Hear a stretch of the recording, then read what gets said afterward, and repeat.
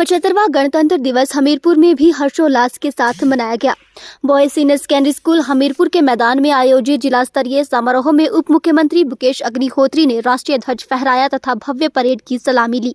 Parade commander SI Ritu की अगुवाई में आयोजित परेड में police, home guards, NCC, NSS, scout and guides, विभिन्न शिक्षण संस्थानों व स्वास्थ्य कर्मियों की प्लाटूनों ने शानदार मार्च पास्ट किया। इस अवसर पर सभी जिलावासियों को बधाई देते हुए मुकेश अग्निहोत्री ने कहा कि 26 जनवरी हम सभी देशवासियों के लिए एक ऐतिहासिक दिन है।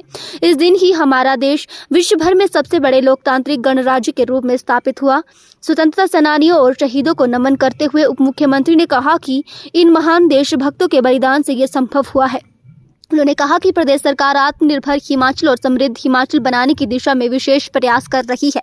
उप मुख्यमंत्री ने बताया कि पिछले 1 वर्ष के दौरान हमीरपुर में हिमाचल प्रदेश परिवहन अपीलीट ट्रिब्यूनल और HPPCL का सोलर ऑफिस खोला गया है। बिजली बोर्ड के मुख्य अभियंता कार्यालय को भी मंजूरी दी है। उन्होंने कहा कि हमीरपुर में करीब 74 कनाल भूमि पर लगभग 55 करोड़ रुपए की लागत से अत्याधुनिक बस अड्डे का निर्माण किया जाएगा, जिसका टेंडर होने वाला है। इस अड्डा के लिए जमीन 20 अक्टूबर 2010 को परिवहन विभाग के नाम हो गई थी, लेकिन इसका काम अधर में लटका हुआ था। भोरंज के समूताल में भी 3.30 करोड़ रुपए की लागत से बड़े बस अड्डे को बनाया जाएगा। नदौन में ई-बस डिपो के लिए 122 कनाल भूमि हस्ताक्षरित कर दी गई है। ई-बस डिपो की पहली फेज में लो फ्लोर की टाइप 1 25 बसें आएंगी। हमीरपुर में HRTC वर्कशॉप और बस स्टैंड तथा जाहू में चार्जिंग स्टेशन स्थापित कर दिए गए हैं। प्रदेश वासियों को गणतंत्र दिवस पर हार्दिक शुभकामनाएं। 26 जनवरी हम सभी देशवासियों के लिए एक ऐतिहासिक दिन है। इस दिन 1950 को हमारे देश में संवैधानिक व्यवस्था लागू हुई और हमारा देश विश्व भर में सबसे बड़े लोकतांत्रिक गणराज्य के रूप में स्थापित हुआ। इस ऐतिहासिक दिवस पर देश और प्रदेश के उन महान सपूतों और देशभक्तों को हम याद करते हैं जिन्होंने इस देश को स्वाधीनता दिलवाने में अनेकों कुर्बानियां दी।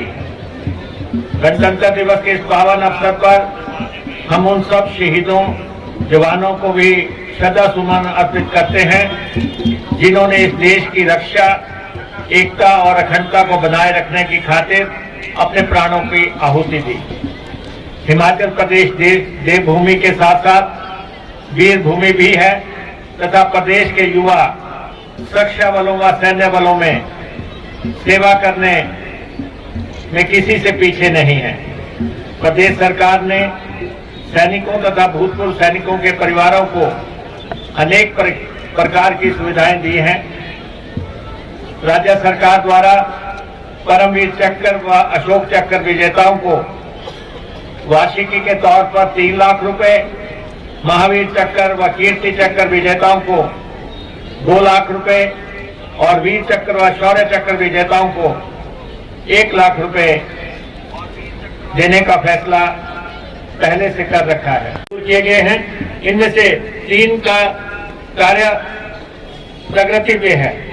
नदौन में पर्यटन विभाग के होटल एवं पर्यटन परिसर के निर्माण के लिए 47 करोड़ रुपए मंजूर किए गए हैं। हमीरपुर जिला के विकास को हम पूरे प्रदेश के साथ गति दे रहे हैं और इस क्षेत्र को सुंदर और वैभवता इसकी कायम करने के तमाम तरीकों पे हम काम कर रहे हैं। अधिक शुभकामनाएं देता हूं और आपको ये बता देना चाहता हूं कि वित्तीय स्थितियां दिक्कतों के बावजूद भी प्रदेश सरकार ने पूरे राज्य का विकास और हमीरपुर का विकास को गति देने के लिए तमाम कोशिशें की है।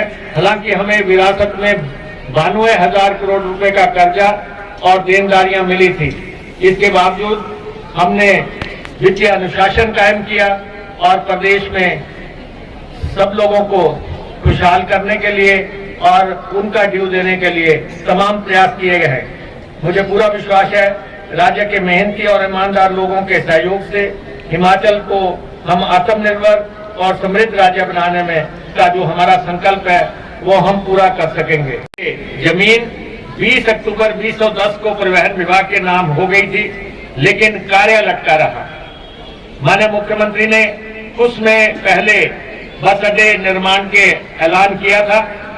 उसी के मद्देनजर हमने तमाम औपचारिकताएं पूरी करके हमीरपुर जिला को एक बेहतरीन भव्य बस अड्डा उपलब्ध कराने का तमाम कार्य पूरा कर लिया है। भोरंज के समूहताल में भी 3 करोड़ 30 लाख रुपए की लागत से हम बस अड्डे का निर्माण करने जा रहे हैं। रदौन के निकट मॉल घाट में ई बस डिपो के लिए 122 कनाल भूमि हस्तांतरित कर दी गई है।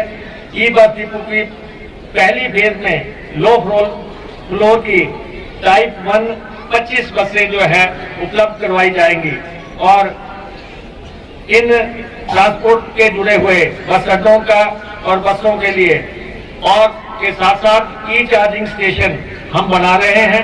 हमीरपुर में HRTC वर्कशॉप और बस स्टैंड में 630 kVA और जाहू में 450 kVA के चार्जिंग स्टेशन स्थापित कर दिए गए हैं। ई बस डिपो नदौन में भी 2000 kVA का चार्जिंग स्टेशन स्थापित हो रहा है। साथियों, हमारी सरकार